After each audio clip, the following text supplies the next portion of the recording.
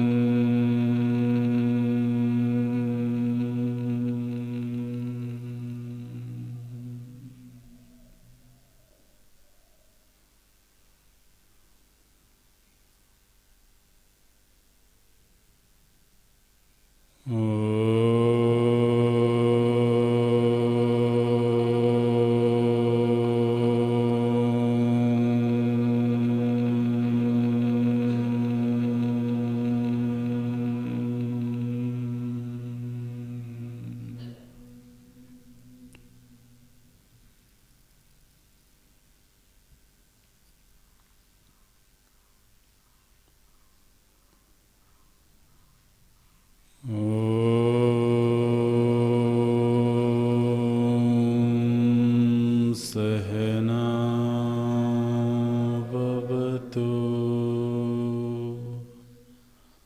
सहनौ भुनक्तु सह वीर्यं करवावहै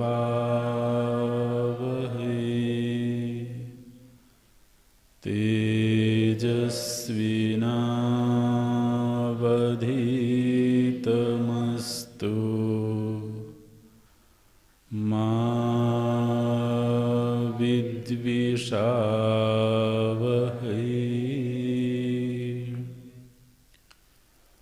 ॐ शान्ति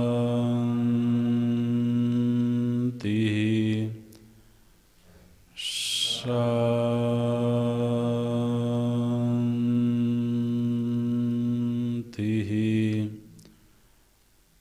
शान्ति।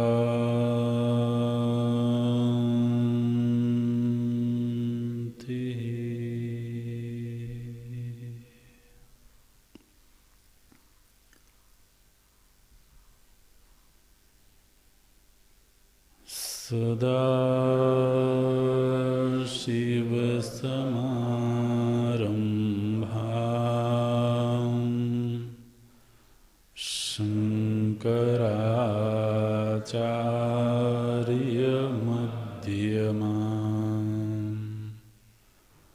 अस्मदाचार्यपर्यन्ताम् वन्दे गुरु पराम्। शङ्करं शङ्कराचार्यं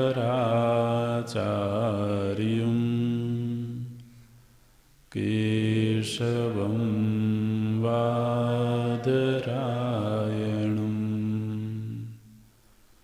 सूत्रभाष्यकृतौ वन्दे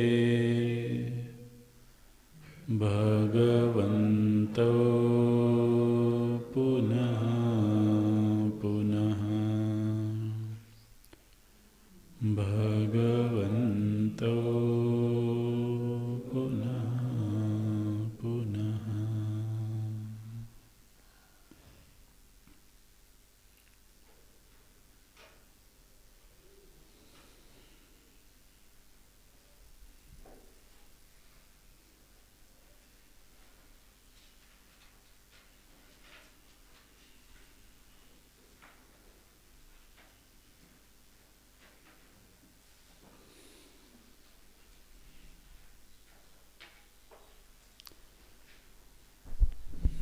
पुरमेकादशद्वारम्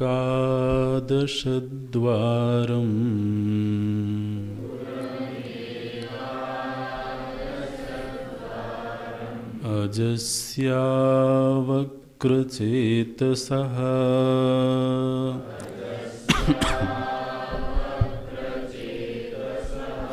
अनुष्ठाय न शोचति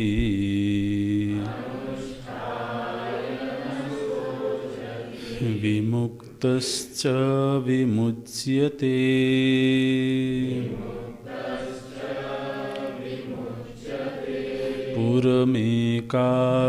पुरमेकादशद्वारम्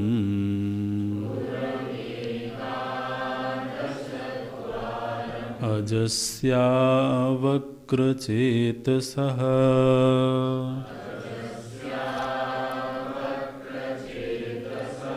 अनुष्ठाय न शोचति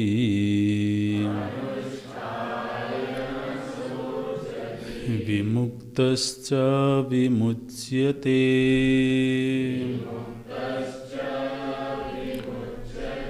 एतद्वै तत्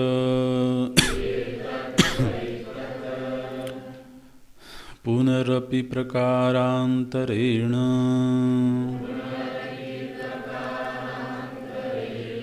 ब्रह्मतत्त्वनिर्धारणार्थोऽयमारम्भः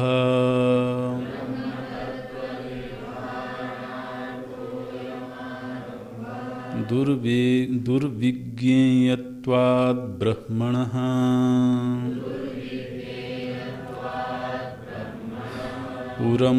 पुरम् इव पुरम् द्वारपालाधिष्ठात्रादि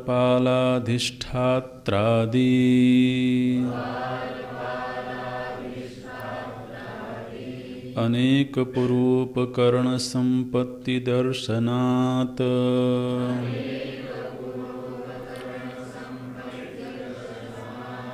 शरीरं पुरं च सोपकरणं स्वात्मना असंहत स्वतन्त्रस्वाम्यर्थं दृष्टम् तथा इदं पुरसामान्यात् अनेकोपकरणसंहतं शरीरम्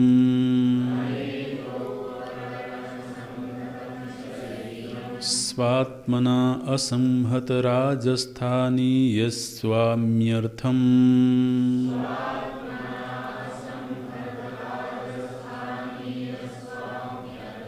भवितुम् अर्हति तच्च इदं शरीराख्यं पुरम्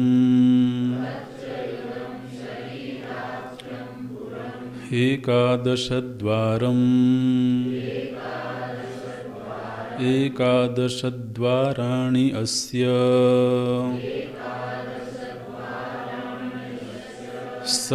सप्तशीर्षण्यानि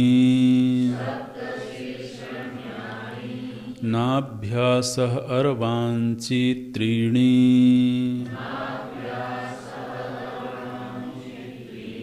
शिरस्येकम्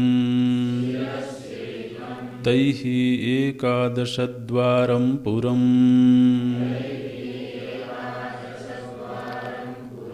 कस्य अजस्य जन्मादिविक्रियारहितस्य आत्मनः राजस्थानीयस्य पुरधर्मविलक्षणस्य अवक्रचेतसः अवक्रम् अकुटिलम् आदित्यप्रकाशवत् नित्यम् एव अवस्थितम् एकरूपं चेतः विज्ञानम् अस्य इति अवक्रचेतश्चेतास्तस्या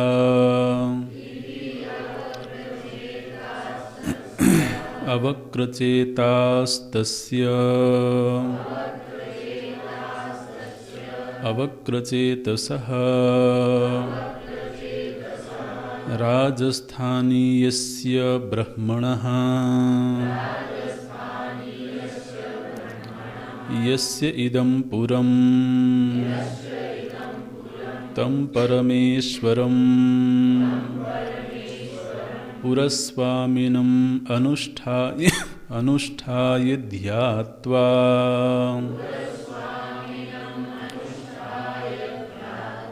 ध्यानं हि तस्य अनुष्ठानं सम्यक् विज्ञानपूर्वकं तं सर्वैषणाविनिर्मुक्तः सन्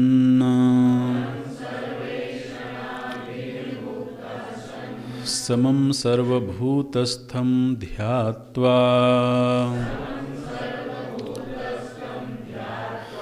न शोचते तद्विज्ञानात् अभयप्राप्तेः शोकावसराभावात् कुतः भयेच्छा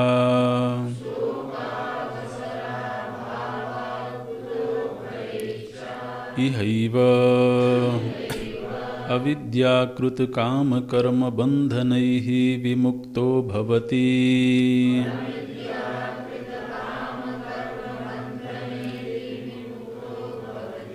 विमुक्तश्च सन् विमुच्यते पुनः शरीरं न गृह्णाति इत्यर्थः।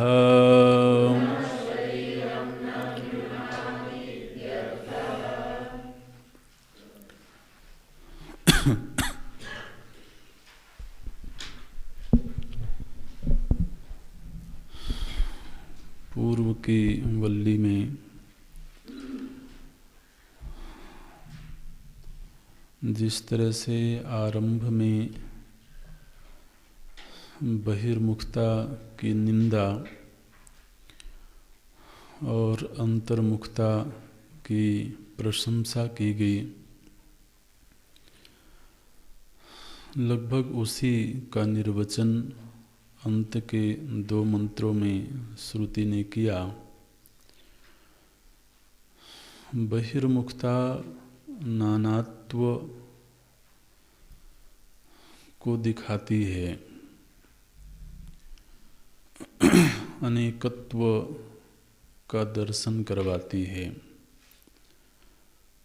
जबकि अंतर्मुखता एकत्व का बोध करवाती है। तो एक ही मनस्तत्व जब 5 इंद्रियों के माध्यम से बहिर्देश में गमन करता है तो 5 विषय हो जाते हैं, पंचमुखी हो गया।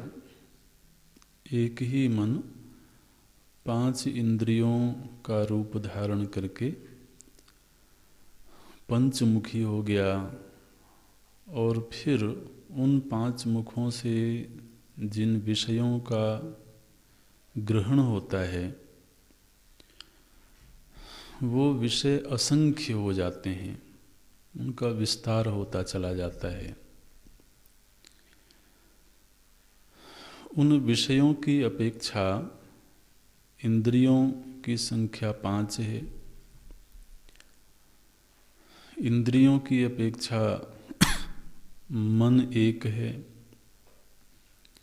तो यदि कोई विषय से मुक्त हो करके, विषय का त्याग करके केवल इंद्रिय का ध्यान करे तो अनेक विषयों से वो 5 इंद्रियों तक सिमट गया। फिर इंद्रियों को मन में लीन करके मन का ध्यान करे तो फिर वो जो 5 मुख थे उनसे भी वो छूट करके मन तक अपने आप को केंद्रित करता है। फिर मन में वृत्तियों की अनेकता है, वहाँ पर भी अनेकत्व दिखता है। पुनः मन से वो उपराम हो करके मन के साक्षी तत्व का ध्यान करे तो ये जो अंतरंग की यात्रा है यही एकत्व की यात्रा है। जो बहिरंग की यात्रा है वो अनेकत्व की यात्रा है। इसलिए यदि तो किसी को अनेकत्व से नानात्व से छूट जाने की इच्छा है तो आरंभ के मंत्रों में जो साधन प्रक्रिया का निरूपण हुआ उसी का आश्रय लेना होगा। तो इसलिए ये आरंभ के 2 मंत्र और अंत के 2 मंत्र ये चारों ही मंत्र एक साथ ही चलते हैं। श्रुति ने कहा कि जो अनेकत्व का दर्शन करता है मानो कि उसका जो ज्ञान है आत्मा संबंधी ज्ञान है वो बिखर गया। जिस तरह से पहाड़ों में तो बरसा हुआ जल नीचे की ओर प्रवहमान होता है, बिखरता चला जाता है, नष्ट प्राय हो जाता है।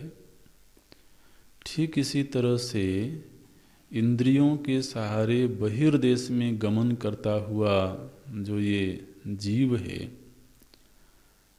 ये अपने एकत्व दर्शन को बिखेर देता है। इसलिए प्रथम जो दर्शन है वो निज में निज का दर्शन हो जाए, निजात्मा का दर्शन हो जाए। एक बार वहाँ पर सिद्धि हो गई उसके बाद फिर इंद्रियां चाहे अंतर्मुखी हों चाहे बहिर्मुखी हों फिर यत्र यत्र मनो याति तत्र तत्र समाधयः। लेकिन ये आरंभिक स्थिति नहीं है। आरंभिक स्थिति यही है कि अंतर्मुखी होकर के आत्मचेतना का अनुसंधान करना होगा और वहाँ पर कार्यकरण संघात के अधिष्ठान के रूप में आत्मचेतना की उपलब्धि हो जाने के बाद फिर महावाक्यों का श्रवण करके जब ये बोध प्राप्त हुआ कि जो ये आत्मचेतना है वही इदम का भी अधिष्ठान है, तो इस दृष्टि को प्राप्त हो जाने के बाद वो यत्र यत्र मनो याति तत्र तत्र समाधयः ये सिद्धि होती है। इसलिए एक बार ये सिद्धि हो जाए फिर तो चूँकि तद्व्यतिरिक्त और कोई वस्तु ही नहीं है ऐसी दृष्टि प्राप्त हो गई तो फिर इस दृष्टि के बिखरने का कोई अवसर नहीं है। ये पूर्व की वल्ली में साधन प्रकरण का इस तरह से निरूपण हुआ और 11 मंत्रों में जो तत्व उपदेश हुआ उस तत्वोपदेश में मुख्य रूप से जो ध्यान देने की बात है वो ये है कि जो आज के दिन अनुभूयमान जीव सत्ता है, जो भोक्ता है, श्रोता है, यही जीव सत्ता ब्रह्म तत्व है। सीधे सीधे श्रुति ने ये बात कही। हमारे ही स्तर को स्वीकार करते हुए उन्होंने ये कहा कि ये जो धारणा है कि मैं जीव हूँ या मैं व्यक्ति हूँ ये निर्णय ठीक नहीं है। ये निर्णय अविद्यक है, ये निर्णय नासमझी पूर्वक हुआ है, इस निर्णय के पीछे कोई ठोस विचार नहीं है। ये निर्णय उपाधि के धर्मों का आरोप हो जाने से है। अनेकत्व, परिच्छिन्नत्व, ये सब उपाधि धर्म है।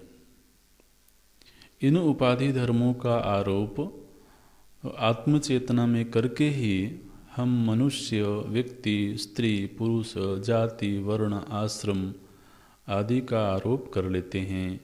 जिस पर हमने ये आरोप किया है वही ब्रह्म है। ईशानम भूत भव्यस्य तदेव। तो ये निर्णय श्रुति ने दिया। माने किसी की दृष्टि में ये भाव न रहे कि जो ब्रह्म तत्व है वो कोई परोक्ष सत्ता है, वो कोई दूरगामी पर सत्ता है। इस परत्व का निषेध करने के लिए, परोक्षता का खंडन करने के लिए तो इस तरह के वक्तव्य श्रुति देती हैं। इसी विषय को आगे बढ़ा रहे हैं। अगली वल्ली में भी भगवान भाष्यकार संगति लगाते हैं।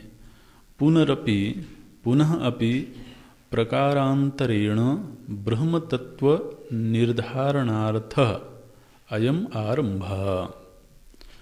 तो विषय का कोई बदलाव नहीं हुआ है, विषय वस्तु वही है, कहने का ढंग बदला है। प्रकारांतरेण, प्रकारांतर से, तो उस एक ही तत्व का निरूपण श्रुति कर रही हैं। हालांकि वक्ता के द्वारा जब किसी वस्तु की पुनरुक्ति होती है, किसी विषय की पुनरुक्ति होती है, पुनरुक्ति माने पुनः उक्ति, तो पुनः युक्ति उक्ति कभी कभी दोष के रूप में भी मानी जाती है।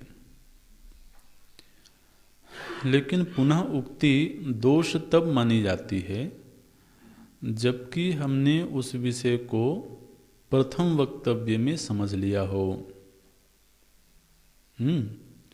और दूसरे वक्तव्य में कुछ नवीनता ना हो और दूसरे वक्तव्य का श्रवण करके हमें कोई आनंद की प्राप्ति ना हो रही हो, तो वहाँ पर वह जो पुनरुक्ति है वो दोष युक्त होती है। जैसे कभी कभी ऐसा होता है कि किसी व्यक्ति ने हमको एक घटना सुनाया और हमने सुना, प्रथम बार में सुना तो अच्छा लगा, लेकिन फिर बताने वाला भूल जाता है कि मैंने पहले बताया था। ऐसे होता है, खासतौर से उम्र जब थोड़ा ढलती है तो ये स्थिति होती है। तो उनको लगता है कि शायद इस घटना को मैंने पहले नहीं बताया है, तो बड़े जोश में, बड़े उत्साह में वो पुनः उस घटना का वर्णन करते हैं। लेकिन श्रोता महाराज सिद्ध हैं, तो उनको याद है कि पूर्व में भी ये घटना सुनाई गई है, लेकिन अब शिष्टाचार है तो सुनना है, बड़े हैं तो फिर तो शिष्टाचार के नाते सुनता है व्यक्ति। और महाराज श्रोता में अगर उत्साह ना हो तो सुनाने वाला निरुत्साहित हो जाता है। तो उसके व्यवहार से, उसके चेहरे से ये भाव झलकना चाहिए कि हाँ, उसको सुनने में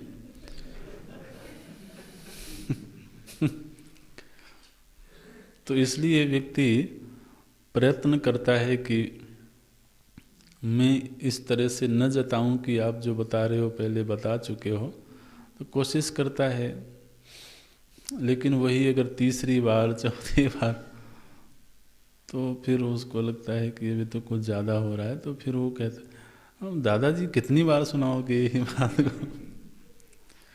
तो ये जो पुनरुक्ति है, अगर उसमें कुछ नवीनता नहीं है, अगर उसमें आनंद की वृद्धि नहीं हो रही है, तो पुनरुक्ति कई बार दोष युक्त होती है।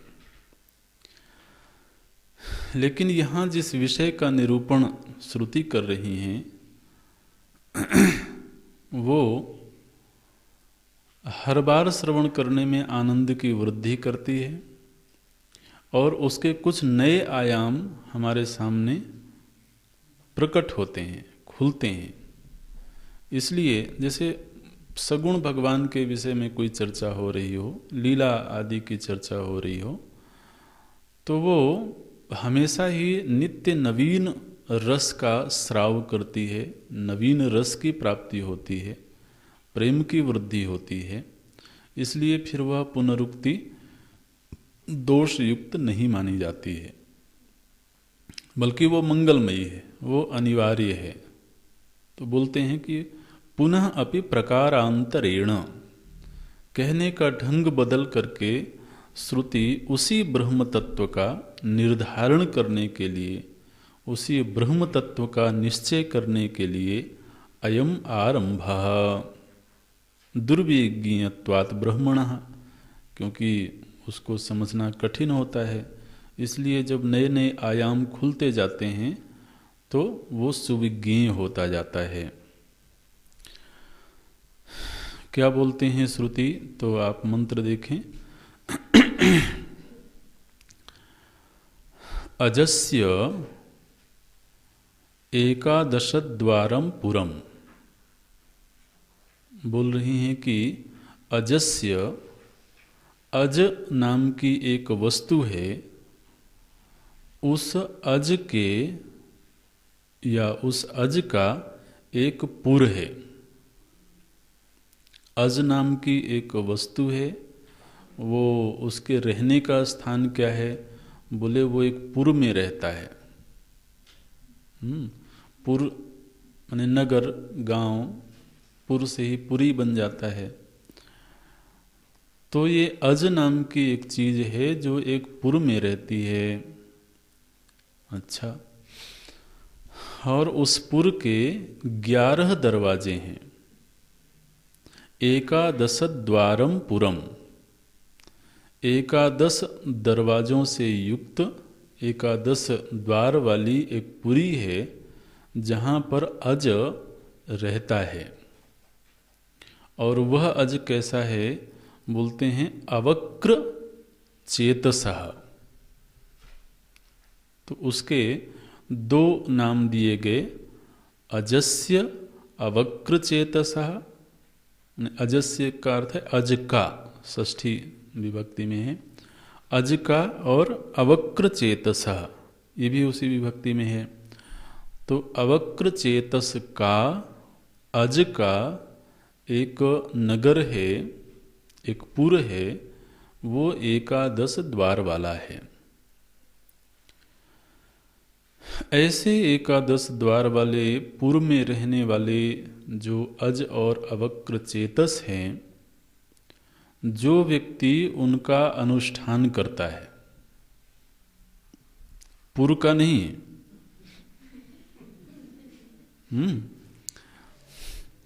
पुर में जो रहने वाला है उसका जो अनुष्ठान करता है,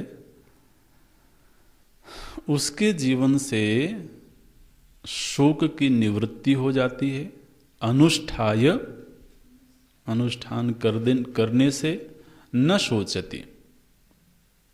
अच्छा, शोक की निवृत्ति हुई, फिर विमुक्तश्च विमुच्यते, और फिर वह विमुक्त हो करके विमुक्त हो जाता है।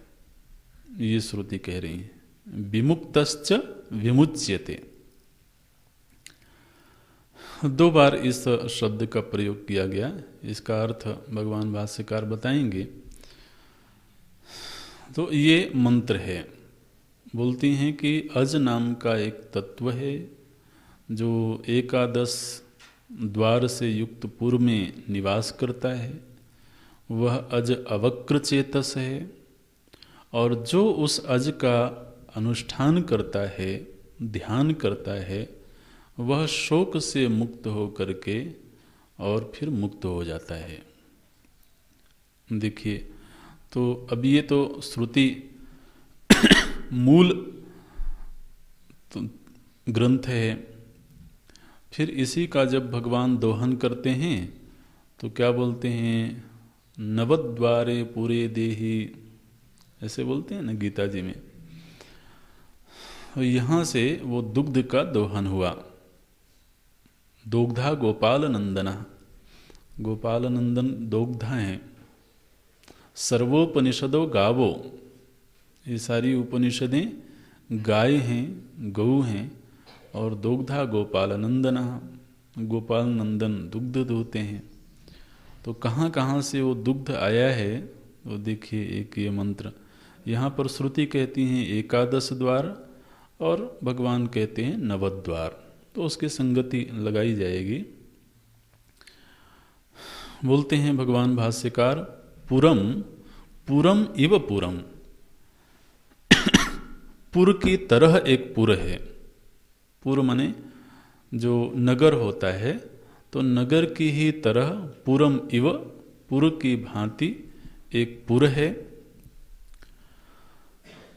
और जब पुर कहा जाता है तो उसका मतलब क्या होता है कि जहाँ पर केवल दरवाजे हों ऐसा नहीं, बल्कि उसके द्वारपाल हों,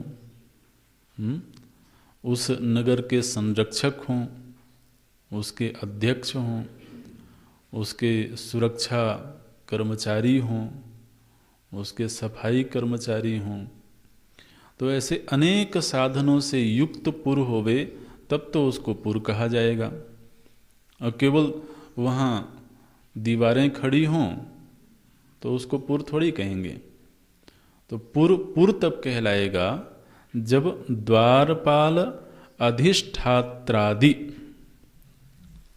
उसके सुरक्षा कर्मचारी हों और अधिष्ठात्र आदि, अधिष्ठात्र आदि। अधिष्ठाता का मतलब होता है उसका जो अध्यक्ष होता है, जो न्यायाध्यक्ष होता है, जो नगर अध्यक्ष होता है। तो द्वारपाल और नगर अध्यक्ष आदि, आदि पद से तो नगर के जितने भी अनिवार्य घटक हैं उन सबको ले लेना चाहिए। तो बोलते हैं द्वारपाल अधिष्ठात्रादि अनेक पुरोपकरण, पुर के जो उपकरण हैं अनेक पुरोपकरण संपत्ति दर्शनात् शरीरम पुरम। तो जिस तरह से तो किसी नगर में द्वारपाल होते हैं, उसके मुखिया होते हैं, उसके सफाई कर्मचारी होते हैं, उसके सौंदर्य का वर्धन करने वाले कर्मचारी होते हैं, ठीक इसी तरह से यह जो हमारा शरीर है, ये बात किसकी हो रही है, ये हमारे अपने ही शरीर की हो रही है। ये जो हमारा अपना शरीर है महाराज, ये क्या है, बोले ये एक नगर है। पहले इस शरीर को क्या बताया गया था, रथ है, शरीरम रथम एव। तो वो एक ढंग से श्रुति का कथन था, अभी प्रकारांतर से कथन हो रहा है। तो अब यहाँ पर ये कह रहे हैं कि ये जो हमारा शरीर है, ये शरीर अपने आप में ही एक नगर है। ये शरीर नगर है, बिल्कुल नगर है। इसमें तो मुखिया के रूप में जीव है और बाकी अंग प्रत्यंग हैं जो इसका पोषण करते हैं, इसकी सुरक्षा करते हैं। तो इसका अधिष्ठाता भी है, इसके द्वारपाल भी हैं, इसमें सुरक्षा कर्मचारी हैं महाराज। बाहर से कोई अवांछित चीज़ आती है तो अब ये जैसे आँखों में कोई भी चीज़ प्रवेश करने की कोशिश करे, पलकें बिल्कुल डंडा लेके खड़ी हैं, और प्रविष्ट नहीं हो सकता। अब देखो शरीर में एक एक जो सेल हैं वो इसकी सुरक्षा में नियुक्त हैं। शरीर के भीतर कोई भी बाहर की अवांछित चीज़ प्रविष्ट होवे, एक छोटी सी सुई भी, एक छोटी सींक भी अगर शरीर के किसी हिस्से में चुभ जाए तो वहाँ पर वो जो सुरक्षा कर्मचारी लगे हुए हैं वो एहसास करवाते हैं कि इसको निकालो। ये जो दर्द होता है ना, ये दर्द क्या है? ये दर्द केवल संकेत देने वाली चीज है कि एक अवांछित चीज आ गई है, इसको यथाशीघ्र निकालो। तो चाहे बाहर से आई हो या चाहे भीतर ही कोई चीज ऐसी पैदा हो गई, नगर के भीतर भी तो कुछ ऐसी चीजें पैदा होती है ना, तो फिर उनको बाहर करना है। तो शरीर के भीतर भी कोई ऐसी व्याधि आ गई, माने कोई ऐसे कीटाणु आ गए जो इस नगर को चोट पहुंचा सकते हैं, वहाँ भी दर्द पैदा हो गया। तो जब भी दर्द हो तो ये बात ध्यान में रखना कि ये सुरक्षा कर्मचारी लगे हुए हैं और उनको बर्दाश्त नहीं हो रहा है कि इस नगर के सौंदर्य में, इस नगर के स्वास्थ्य में कोई और चीज़ आकर के उपद्रव करे। तो वो उन उपद्रवियों को बाहर निकालने के लिए तो प्रयत्नशील होते हैं। तो क्या करते हैं? बोले रोते हैं। वो जो दर्द होता है वो उनका रुदन है। उन सुरक्षा कर्मचारी जब तक वो अपने आप कर सकते थे तब तक करते हैं। वो जो सुरक्षा गार्ड लगे हैं, वो जब तक उनमें सामर्थ्य है तब तक वो उन अवांछित चीज़ों से लड़ते हैं, उनको बाहर करने की कोशिश करते हैं। लेकिन जब बाहर का जो आक्रमणकारी है वो ज़्यादा प्रबल होता है तो फिर वो आवाज़ देते हैं अतिरिक्त फोर्स चाहिए। ठीक है, अतिरिक्त सैन्य बल चाहिए, तो फिर बुलाया जाता है दवाई आदि के रूप में। तो देखिए, द्वारपाल अधिष्ठाता सब तो हैं इस पुर में। बोलते हैं द्वारपालाधिष्ठात्रादि अनेक पुरूपकरण संपत्ति दर्शनात्, ये सारी संपत्ति इस पुर में है, इसलिए शरीरम पुरम, ये शरीर ही पुर है, नगर है। पुरम च, ये बहुत सुंदर वाक्य है। बोलते हैं कि ध्यान रखें, जो पुर होता है, नगर होता है, वो नगर कभी स्वयं के लिए नहीं होता है।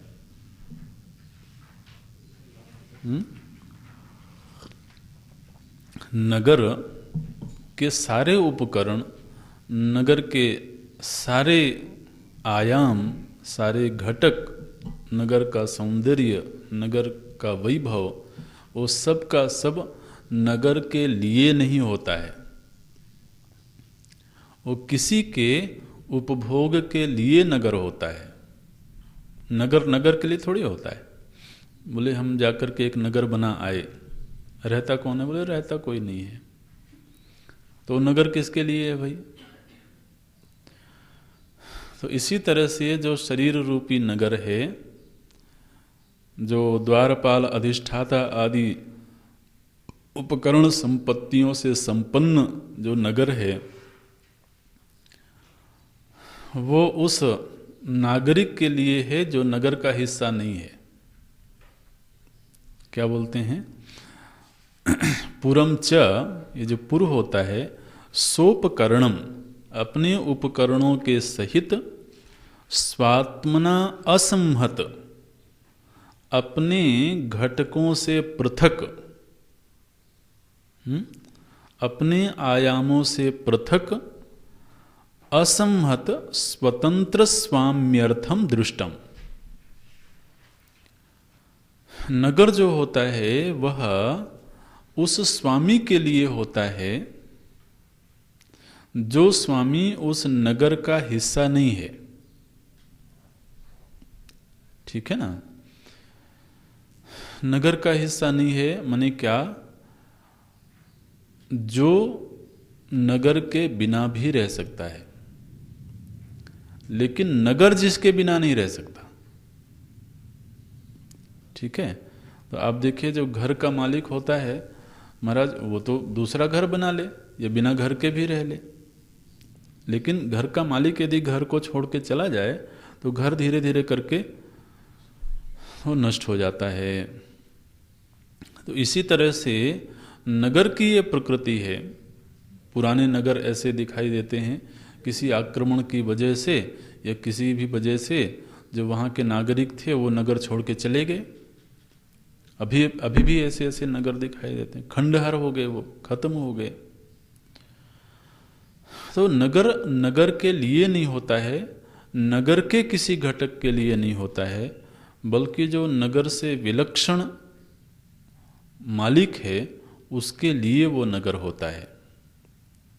ठीक इसी तरह से तथा इदम, ये तो पूर्व का जो वाक्य था वो एक सामान्य नगर की प्रकृति बताने के लिए था।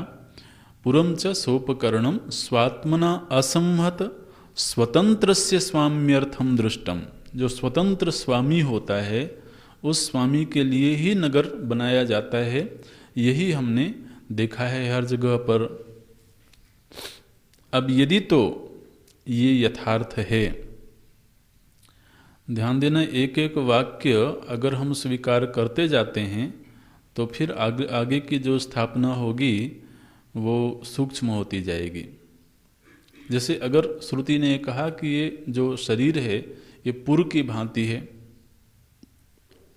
और हमने विचार किया, हमें भी लगा कि ये सही है, पुर की भांति है। अब यदि तो हमने इस निर्णय को स्वीकार कर लिया कि ये नगर, ये जो शरीर है ये नगर की भांति है।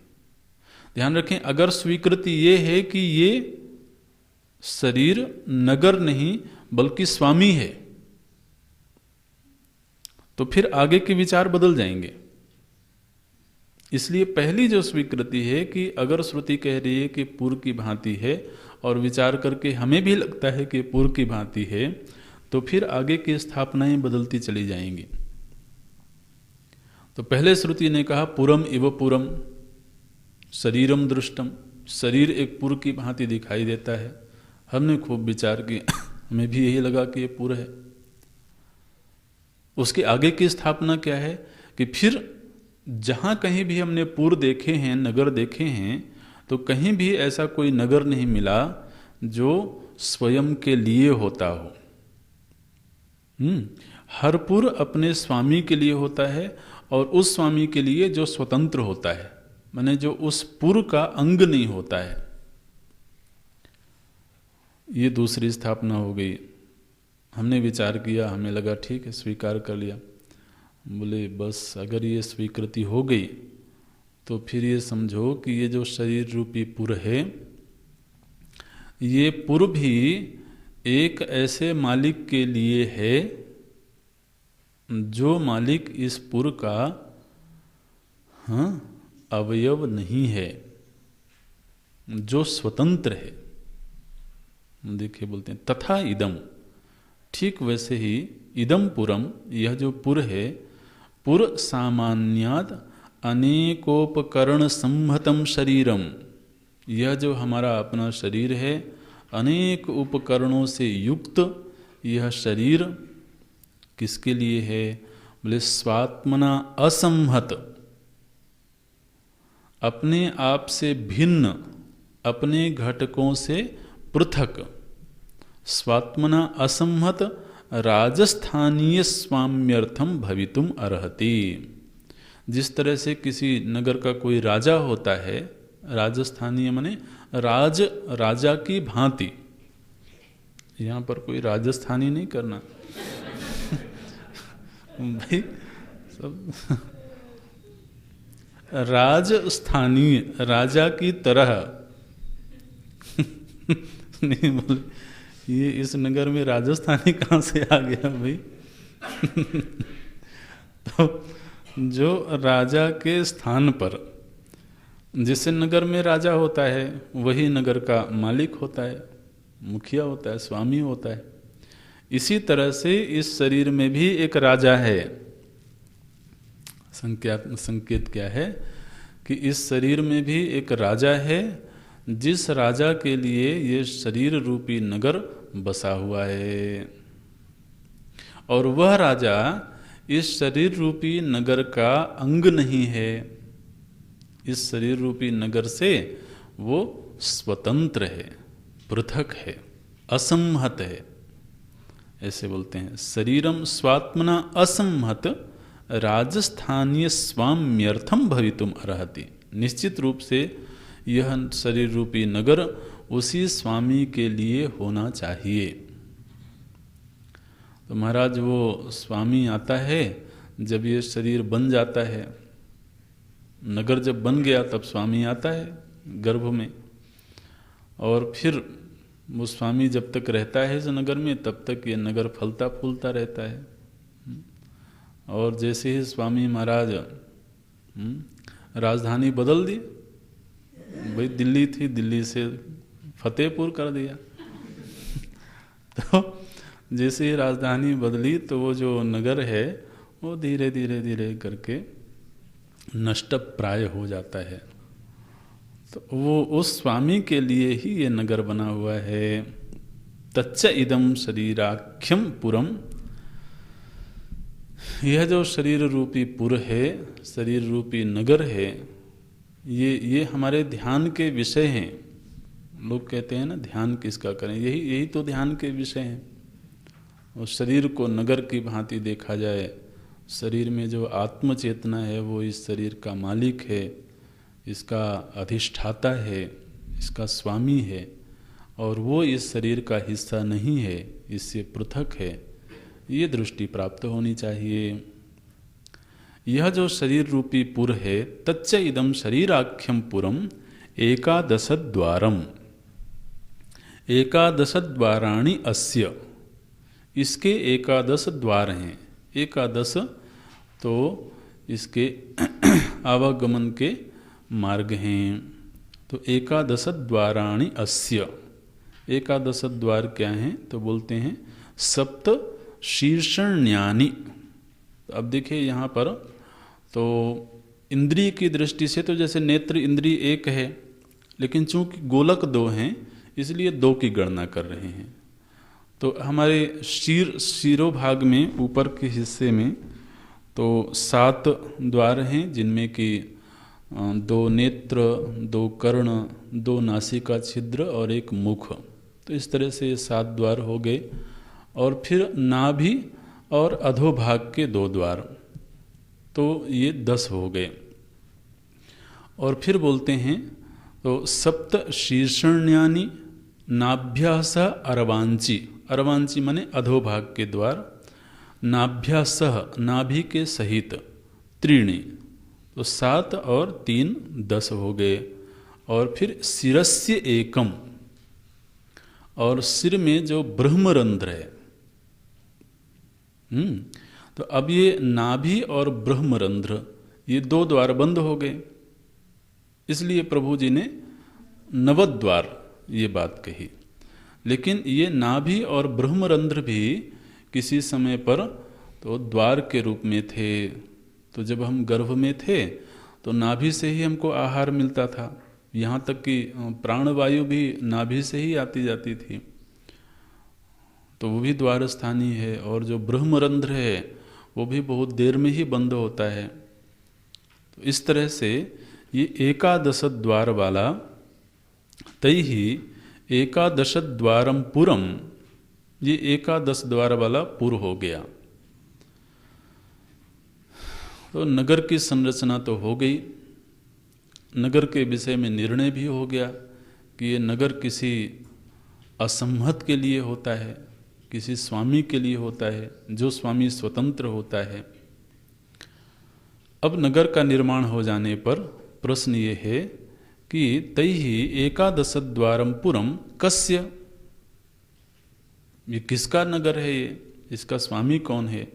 श्रुति ने कहा अजस्य, ये अजस्य शब्द श्रुति का था, जो अज है। अजस्य माने क्या?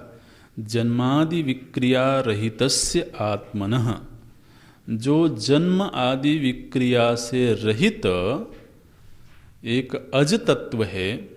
अज माने न जायते इति अज, तो शरीर का जन्म हुआ, नगर का निर्माण हुआ, लेकिन नगर का जो स्वामी है उसका जन्म नहीं हुआ, उसने केवल नगर ही बदला है, उसने अपना निवास स्थान ही बदला है, उसका जन्म नहीं हुआ, इसलिए उसको अज बोलते हैं। तब यहाँ पर हमारे लिए ध्यान का विषय ये है कि ये शरीर रूपी जो नगर है, इसमें वो कौन है जो अज है? कोई तो है जिसका जन्म नहीं हुआ है। तो बोलते हैं जन्मादि विक्रिया रहितस्य। जन्मादि, ये जन्मादि का अर्थ कैसे करेंगे? हाँ नहीं, जन्मादि ये जो शब्द है,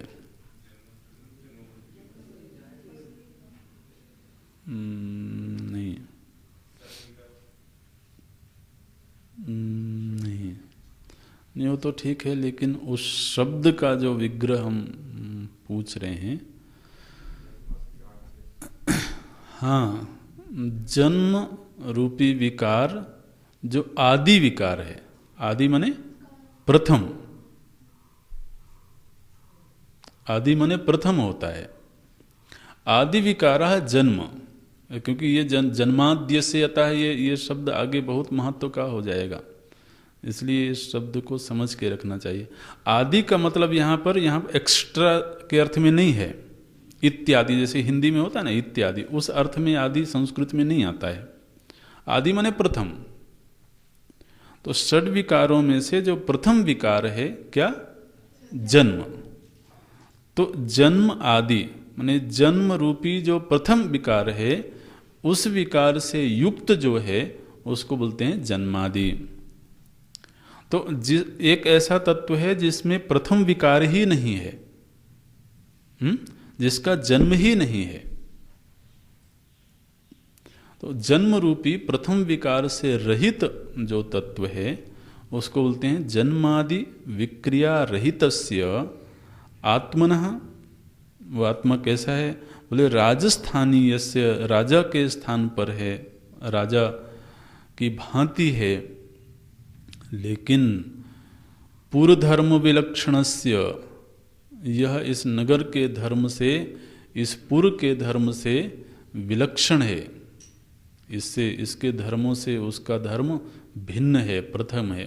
अब देखिए जो पुर है इसमें तो जन्मादि विकार हैं और वो जन्मादि विकार से रहित है, धर्म वैलक्षण्य हो गया, इसलिए पुर धर्म विलक्षणस्य। दूसरा श्रुति ने लक्षण दिया था अवक्र चेतसः।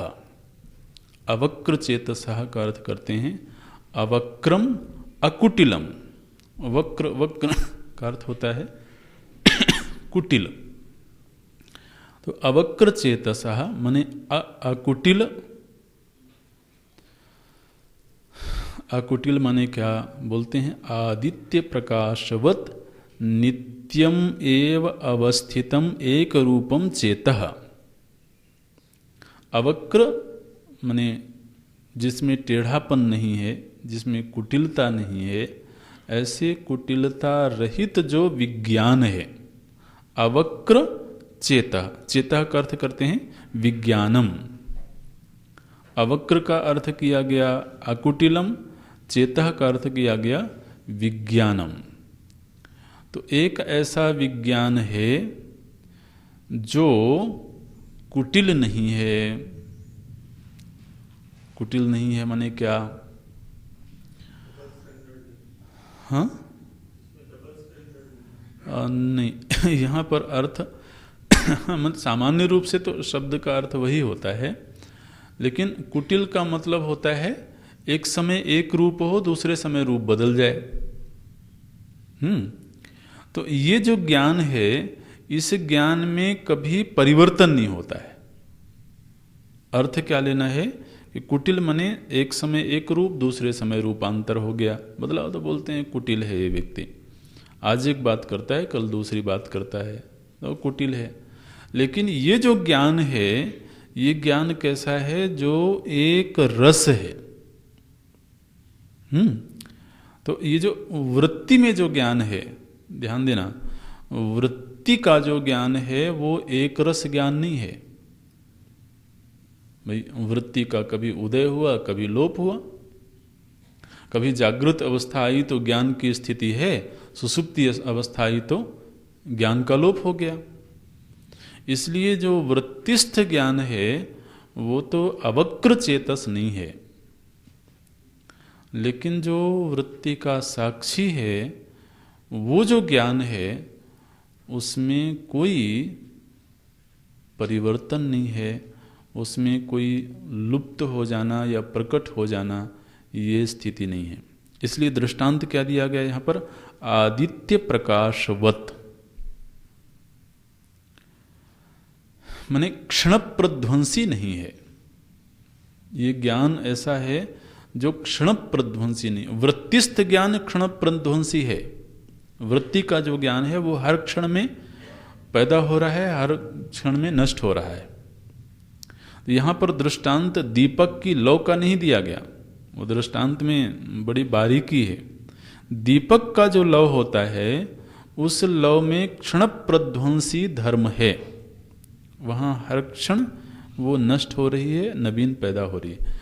लेकिन जो सूर्य का प्रकाश है, सूर्य की प्रकाशमानता अखंड है, उसमें कोई खंड नहीं है। इसलिए दृष्टांत दिया गया आदित्य प्रकाशवत। इसी तरह से जो आत्मचेतना है, आप देखिए तो रात्रि में सूर्य का दर्शन नहीं होता है।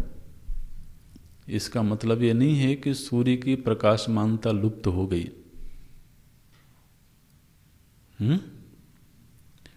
इसी तरह से सुसुप्ति में साक्षी का भान नहीं हो रहा है। इसका मतलब ये नहीं है कि साक्षी की प्रकाशमानता लुप्त हो गई। ये महत्व की बात है। ये तो वृत्ति का जो ज्ञान है, अभी हम वहीं पर रुके हुए हैं, वहीं ठहरे हुए हैं। इसलिए वृत्ति का कभी लोप हो जाता है, कभी उदय हो जाता है। तो हमको ज्ञान का उदय और ज्ञान का लय दिखाई देता है। लेकिन ये जो अज तत्व है, ये तो अवक्र चेतस है, नित्य विज्ञान स्वभाव। उसके ज्ञान का कभी भी लय नहीं होता है। ये बोलते हैं एक रूपम चेतः विज्ञानम अस्य अवक्रचेतः अवक्रचेताः तस्य अवक्रचेतसः राजस्थानीयस्य ब्रह्मणः। अंततः अर्थ क्या किया गया? जो ब्रह्म तत्व है वही अवक्रचेतस है और वही अज है। ऐसे ब्रह्म का ये जो हमारा शरीर है, ये महाराज नगर है, आवास स्थान है। यस्य इदम पुरम, जिस ब्रह्म का, जिस अज तत्व का, जिस नित्य विज्ञान स्वभाव चेतना का ये नगर है, यस्य इदम पुरम तम परमेश्वरम, उस परमेश्वर का। तो इस नगर में कौन रह रहा है? बोले परमेश्वर रह रहा है। तो फिर तो ये मंदिर हो गया महाराज, नहीं हुआ? भाई जहाँ भगवान रहे वही तो मंदिर है। तो मंदिर को तो बड़ी संभाल के रखना होता है, बड़ी स्वच्छता के साथ रखना होता है। इसलिए तो प्रभु जी ने हमारे हिस्से में इसको दे दिया है कि तुम इसके साथ संभाल करो, सुरक्षा करो, इसमें कोई कूड़ा करकट ना आने पावे। अगर आ रहा हो तो उसको संभाल लो, सफाई कर लो। अंतर्बाह्य हर तरह की सफाई होनी चाहिए। तो जो बाह्य बाहर का हिस्सा होता है ना, वो तो शरीर है, और जो गर्भगृह है वो क्या है? वो अंतःकरण है। गर्भगृह को अंतःपुर भी बोलते हैं। तो ये अंतःकरण गर्भगृह है। तो आप देखिए, शरीर में अगर कोई चीज आ रही हो तो हम तो बहुत सतर्क रहते हैं महाराज। शरीर में कोई चीज बाहर से आ जाए तो उसकी सफाई के लिए हम बिल्कुल तैनात रहते हैं। तुरंत ही डॉक्टर साहब की तलाश होती है, भी इसकी सफाई करो। आदमी प्रयत्न करता है कि ये जो बाहर का हिस्सा है ये साफ रहे। लेकिन अंतःकरण रूपी गर्भगृह को तो बाहर से भी ज्यादा स्वच्छ रखने की जरूरत है। आप समझ पा रहे हैं? इन जो रूपक बनाए जाते हैं उन रूपकों का अपना एक अर्थ होता है। तो आप देखिए, बाहर से अगर कोई हमारे शरीर को चोट पहुंचावे या शरीर में कोई गंदगी डाले या कोई चीज़ चुभावे तो हम बहुत सतर्क रहते हैं, बहुत सावधान रहते हैं, और महाराज उससे दुश्मनी हो जाती है। ठीक है ना? वो हमको अपना शत्रु मालूम पड़ने लगता है, जो शरीर को चोट पहुंचावे, शरीर को गंदा करे। और क्या विचित्र बात है कि जो अंतःकरण रूपी अंतःपुर है, गर्भगृह है, वहां कोई कुछ भी डालता रहे हम स्वीकार करते रहते हैं। आप सोचो जरा, माने वहां अतिरिक्त सावधान रहने की जरूरत होती है, लेकिन वहां तो हम महाराज कोई निंदा की बात करे, कोई ऐसी बातें करे जो हमारे लिए घातक हों, श्रद्धा को चोट पहुंचाने वाली हों, और हम वेलकम करते हैं। तो इसलिए इस पुर को, इस नगर को हर तरीके से स्वच्छ रखने की जरूरत है, साफ रखने की जरूरत है। लोग आते हैं, उस भीतर की जो संपत्ति है उसको घायल करके चले जाते हैं मुस्कुराते हुए, और हमको वो प्रिय मालूम पड़ते हैं। वो तो जिस तरह से शरीर को चोट पहुंचाने वाला व्यक्ति हमें बुरा लगता है, ऐसे ही हृदय की संपत्ति को, श्रद्धा आदि संपत्ति को चोट पहुंचाने वाला व्यक्ति के प्रति भी यही दृष्टिकोण होना चाहिए, क्योंकि वहाँ पर बहुत अनमोल चीज़ रखी हुई है, वहाँ बहुत हिफाजत की ज़रूरत है, बहुत स्वच्छता की ज़रूरत है। अरे गर्भगृह में तो किसी को प्रवेश भी नहीं मिलता है जल्दी से, जब तक कि वो स्वच्छ ना हो, पवित्र ना हो, स्नान आदि करके ना आया हो। तो यही क्या बात है कि ये मंदिर हमें भगवान ने दिया हुआ है और किसी को भी हम प्रवेश दे देते हैं। तो बोलते हैं कि देखना अब इस वाक्य को कि यस्य इदं पुरम तम परमेश्वरम पुरस्वामिनम अनुष्ठाय। श्रुति ने कहा कि ऐसे जैसा जो पुर का स्वामी है तो उसका अनुष्ठान करना चाहिए। अनुष्ठान का स्वरूप क्या है? बोलती हैं ध्यात्वा। ये ध्यान में रखना इस बात को कि यहाँ पर जिस पुरस्वामी के अनुष्ठान की बात की गई है, अनुष्ठान का अर्थ है उसका ध्यान करना। ध्यानम ही तस्य अनुष्ठानम, ये वाक्य अंडरलाइन कर लेना। यहाँ पर अगर उस पुरस्वामी की आराधना करनी है, उस पुरस्वामी का अनुष्ठान करना है, उसको प्रसन्न करना है, उस अनुष्ठान का स्वरूप क्या है? बोलते हैं ध्यानम ही तस्य अनुष्ठानम, उसका ध्यान करना ही अनुष्ठान है। लेकिन ध्यान में सावधानी ये रखना है कि वो जो ध्यान है वो सम्यक विज्ञान पूर्वकम। ये पूरा वाक्य ही साधन के संदर्भ में महत्व का है। ध्यानम ही तस्य अनुष्ठानम, लेकिन कीदृशम ध्यानम? सम्यक विज्ञान पूर्वकम ध्यानम। एक तो ध्यान होता है जिसमें एकाग्रता का अभ्यास होता है, लेकिन यहां जिस ध्यान की बात की जा रही है वो श्रवण के अनंतर, श्रवण काल में जो हमें विज्ञान प्राप्त हुआ, जो बोध प्राप्त हुआ, जो निर्मल दृष्टि प्राप्त हुई, उस निर्मल दृष्टि के साथ जब हम उस आत्मचेतना का ध्यान करते हैं तो वो ध्यान ही अनुष्ठान है। ये कह रहे हैं ध्यानम ही तस्य अनुष्ठानम सम्यक विज्ञान पूर्वकम, माने निदिध्यासन, संशय और अज्ञान रहित जो ज्ञान है, उस ज्ञान के साथ जब हम निदिध्यासन करते हैं तो वो निदिध्यासन ही इस पुरस्वामी का अनुष्ठान है। तम, ऐसा अनुष्ठान करने पर सर्वैषणा विनिर्मुक्तः सन्न समम सर्वभूतस्थम ध्यात्वा न शोचति। तो एक बार जब इस पुर में स्थित इस पुरस्वामी का ध्यान हुआ और उसका बोध प्राप्त हुआ, तो फिर यही जो पुरस्वामी है यही सर्व का अधिष्ठान है। सबसे पहले क्या निर्णय दिया गया कि जो इस पुर का स्वामी है पहले उसका ध्यान किया जाए, उसका बोध प्राप्त होवे। और फिर क्या बोलते हैं, सर्वैषणा विनिर्मुक्ता सन, समस्त ऐषणाओं से मुक्त होकर के समम सर्वभूतस्थम, वही तत्व सभी भूतों में स्थित है, इस रूप में जान करके सर्वभूतस्थम ध्यात्वा न शोचति, फिर वह शोक मुक्त हो जाता है। शोक मुक्त कैसे हो गया? बोले तद विज्ञानात, उस तत्व का विज्ञान हो जाने पर, उस तत्व का साक्षात अपरोक्ष अनुभव हो जाने पर अभय प्राप्ते है।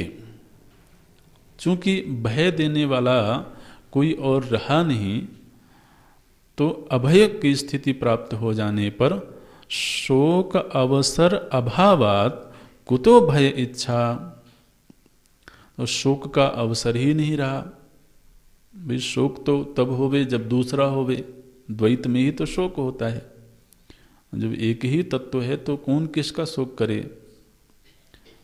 तो इसलिए बोलते हैं शोक अवसर अभावात, शोक का अब कोई अवसर ही नहीं बचा।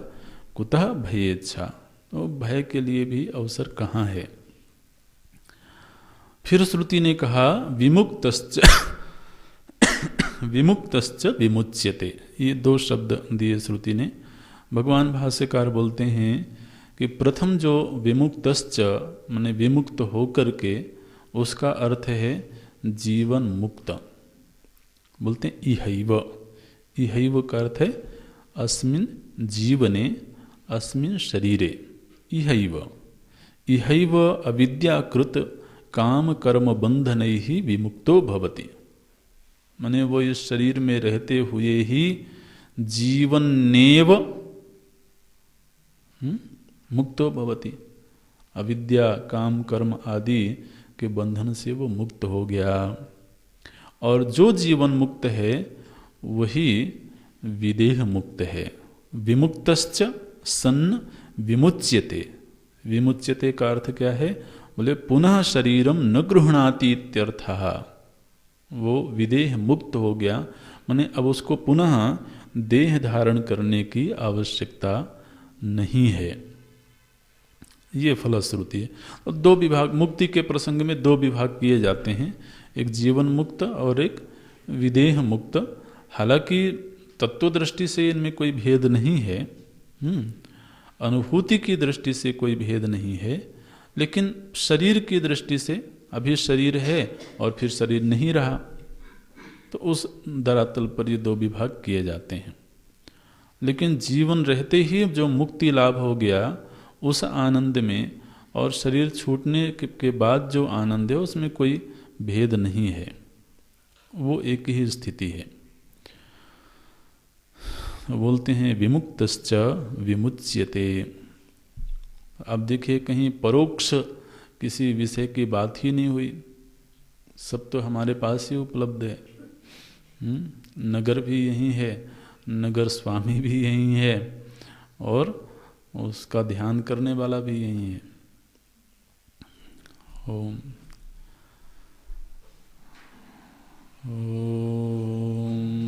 पूर्णमदः पूर्णमिदं पूर्णात् पूर्णमुदच्यते पूर्णस्य पूर्णमादाय पूर्णमेवावशिष्यते।